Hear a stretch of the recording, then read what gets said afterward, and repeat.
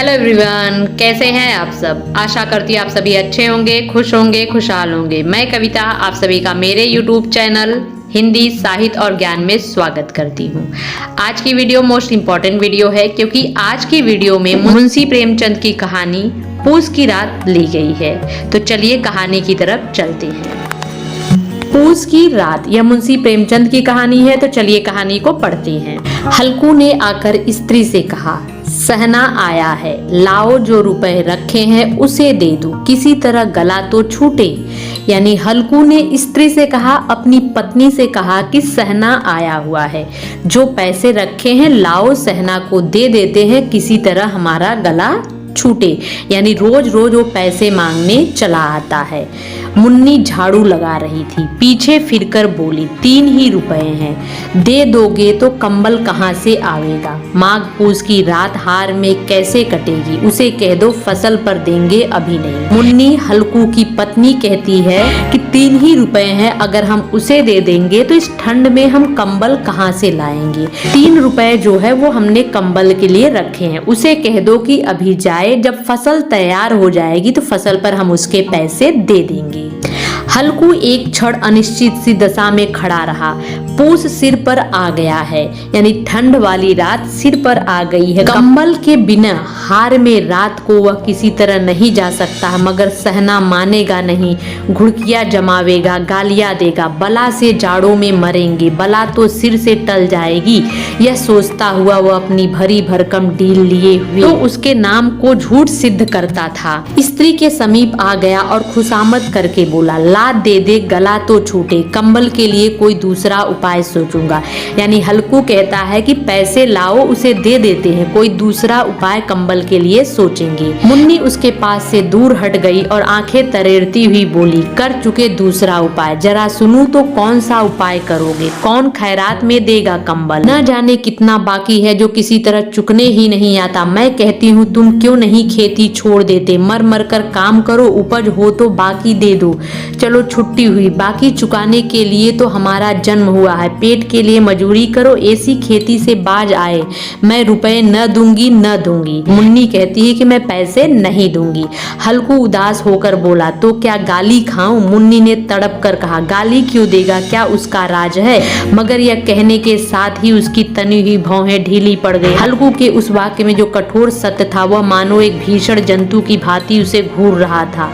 उसने जाकर आले पर से रुपए निकाले और लाकर हल्कू के हाथ में रख दिए। फिर बोली, तुम छोड़ दो अब की एक खेती, मजूरी में सुख से एक रोटी खाने को तो मिलेगी, किसी की धौस तो न रहेगी। अच्छी खेती है, मजूरी करके लाओ, वह भी उसी में झोंक दो, उस पर से धौस। हल्कू ने रुपए लिए और इस तरह बाहर चला मानो अपना हृदय निकाल कर देने जा रहा है। उसे मजूरी से एक एक पैसा काट कर 3 रुपए कंबल के लिए जमा किए थे, वह आज निकले जा रहे। एक एक पग के साथ उसका मस्तिष्क अपनी दीनता के भार से दबा जा रहा था। पूस की अंधेरी रात, आकाश पर तारे ठिठुरते हुए मालूम होते थे। हल्कू अपने खेत के किनारे ऊख के पत्तों की एक छतरी के नीचे बांस के खटोले पर अपनी पुरानी गाढ़े की चादर ओढ़े पड़ा कांप रहा था। खाट के नीचे उसका संगी कुत्ता जबरा पेट में मुंह डाले सर्दी से कूकू कर रहा था। 2 में से एक को भी नींद न आती थी। हल्कू ने घुटनियों को गर्दन से चिपकाते हुए कहा, क्यों जबरा, जाड़ा लगता है। कहता तो था घर में पुआल पर लेट रह, तो क्या यहाँ लेने आया है। अब खाओ ठंड में, मैं क्या करूं। जानते थे मैं यहाँ हलवा पूरी खाने आ रहा हूँ, दौड़े दौड़े आगे आगे चले आए, अब रो नानी के नाम को। जबरा ने पड़े पड़े दुम हिलाई और अपनी कूकू को दीर्घ बनाता हुआ एक बार जम्हाई लेकर चुप हो गया। उसकी स्वान बुद्धि ने शायद ताड़ लिया कि स्वामी को मेरी कूकू से नींद नहीं आ रही है। हल्कू ने हाथ निकालकर जबरा की ठंडी पीठ सहलाते हुए कहा, कल से मत आना मेरे साथ, नहीं तो ठंडे हो जाओगे। यह रान पछुआ न जाने कहां से बर्फ लिए आ रही है, फिर एक चीलम भरो, किसी तरह रात तो कटे। 8 चीलम तो पी चुका, यह खेती का मजा है।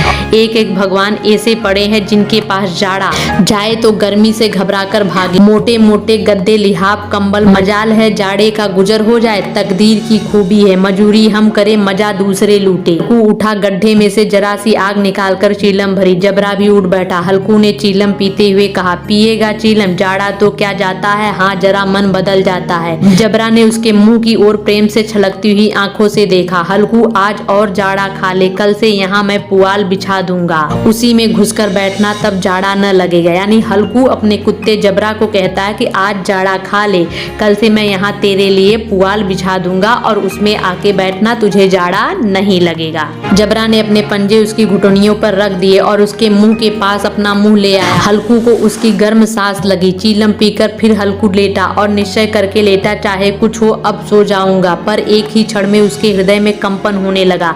कभी इस करवट लेटता तो कभी उस करवट पर। जाड़ा किसी पिशाच की भांति उसकी छाती को दबाए हुए था। जब किसी तरह न रहा गया तो उसने जबरा को धीरे से उठाया, उसके सिर थपथपाकर उसे अपनी गोद में सुला लिया। कुत्ते की देह से जाने कैसी दुर्गंध आ रही, पर वह उसे अपनी गोद से लिपटाए हुए ऐसे सुख का अनुभव कर रहा था जो इधर महीनों से उसे न मिला था। जबरा शायद समझ रहा था कि स्वर्ग यही है और हल्कू की पवित्र आत्मा में तो उस कुत्ते के प्रति घृणा की गंध न थी। अपने किसी अभिन्न मित्र या भाई को वह इतनी तत्परता से गले लगा। वह अपनी दीनता से आहत न था जिसने आज उसे इस दशा को पहुंचा दिया। नहीं, इस अनोखी मैत्री में जैसी उसकी आत्मा के सब द्वार खोल दिए थे और उसका एक एक अणु प्रकाश से चमक रहा था। सहसा जबरा ने किसी जानवर की आहट पाई। इस विशेष आत्मीयता ने उससे एक नई स्फूर्ति पैदा कर दी थी जो हवा के ठंड झोंके को तुच्छ समझती थी। वह झपटकर उठा और छतरी से बाहर आकर भौंकने लगा। हल्कू ने उसे कई बार चुमकार कर बुलाया पर वह उसके पास न आया। हार में चारों तरफ दौड़ दौड़ कर भौंकता रहा। एक क्षण के लिए आ भी जाता तो तुरंत ही फिर दौड़ता। कर्तव्य उसके हृदय में अरमान की भांति उछल रहा।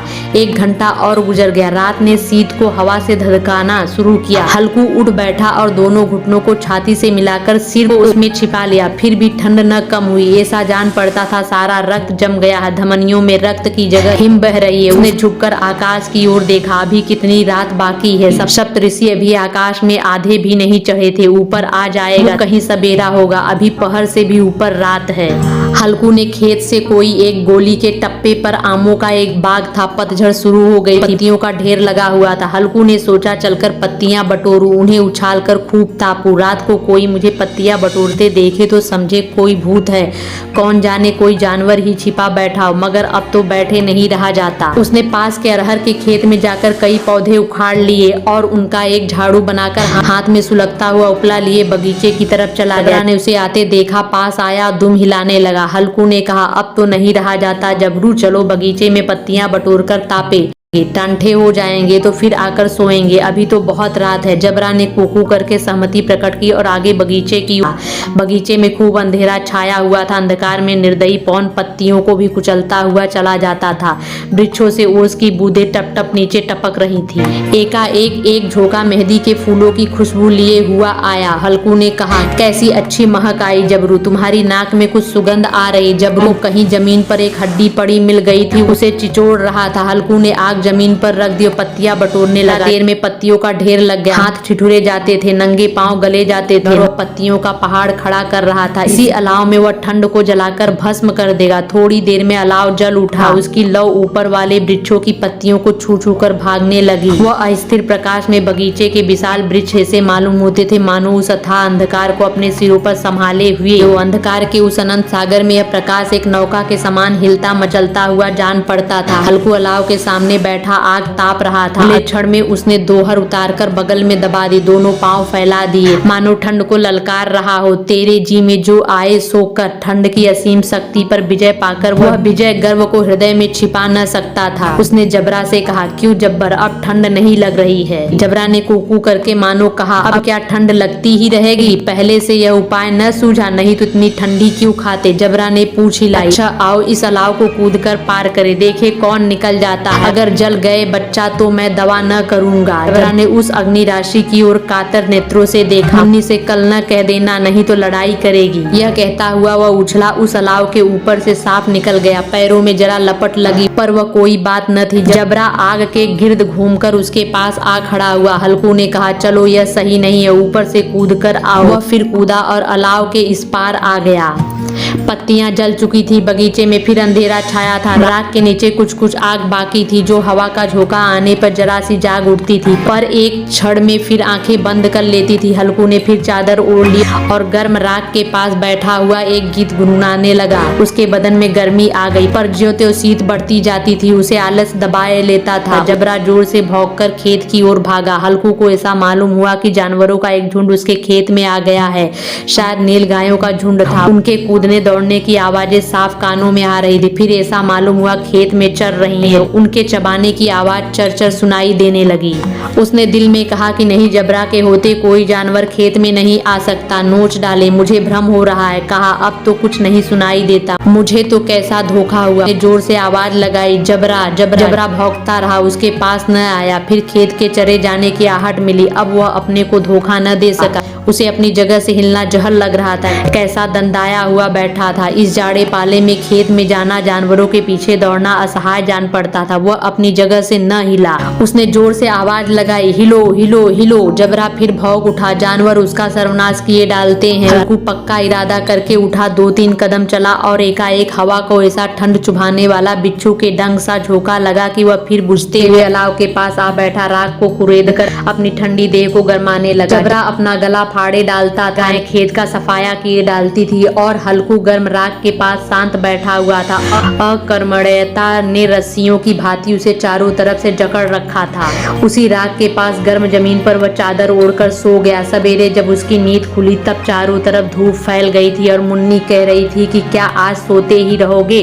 तुम यहाँ आकर रम गए और उधर सारा खेत चौपट हो गया। हल्कू ने उठकर कहा, क्या तू खेत से होकर आ रही है? मुन्नी बोली, हाँ, सारे खेत का सत्यानाश हो गया। भला ऐसा भी कोई सोता है? तुम्हारे यहाँ मड़ैया डालने से क्या हुआ? हल्कू ने बहाना किया, मैं मरते मरते बचा। तुझे अपने खेत की पड़ी है? पेट में ऐसा दर्द हुआ कि मैं ही जानता हूँ। दोनों फिर खेत के डांड पर आ गए। देखा सारा खेत रौदा पड़ा हुआ है और जबरा मड़ैया के नीचे चित लेटा हुआ है, मानो प्राण ही न हो। दोनों खेत की दशा देख रहे थे। मुन्नी के मुख पर उदासी छाई थी, पर हल्कू प्रसन्न। मुन्नी ने चिंतित होकर कहा, अब मजूरी करके माल गुजारी भरनी पड़ेगी। लेकिन हल्कू ने प्रसन्न मुख से कहा, रात को ठंड में यहाँ सोना तो नहीं पड़ेगा।